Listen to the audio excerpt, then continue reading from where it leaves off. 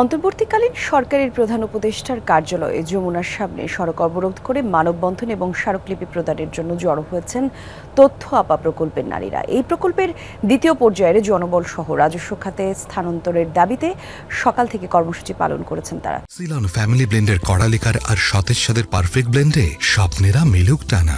বলেন এই টাকা দিয়েই প্রকল্পের অনেকের সংসার চলে। প্রকল্পটি বন্ধ হয়ে গেলে পথে বসতে হবে তাদের। তথ্য আপা প্রকল্পের কর্মীরা জানান 2011 সালে পাইলট প্রজেক্ট হিসেবে ছিল এই প্রকল্প। এরপর দফায় দফায় এর মেয়াদ বাড়লেও স্থায়ীকরণ করা হয়নি।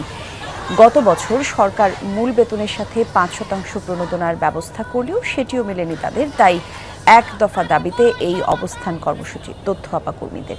এক পর্যায়ে অন্তর্বর্তীকালীন সরকারের প্রধান উপদেষ্টার প্রেস সচিব তাদের সমস্যার সমাধানের আশ্বাস দিলেও সড়ক ছাড়েননি অবরোধকারীরা। ঘরের দোরগোড়ায় তথ্যগুলো পৌঁছানো হচ্ছে গিয়ে আমাদের কাজ।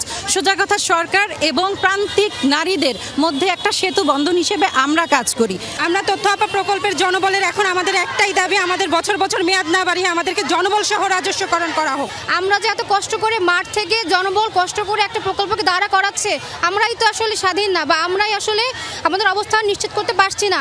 আমরা যদি রাজস্বে না যেতে পারি, আমরা যদি আমাদের প্রকল্পটা যদি বন্ধ হয়ে যায়, তাহলে গ্রামীণ সুবিধা বঞ্চিত অনেক নারী বঞ্চিত হয়ে যাবে।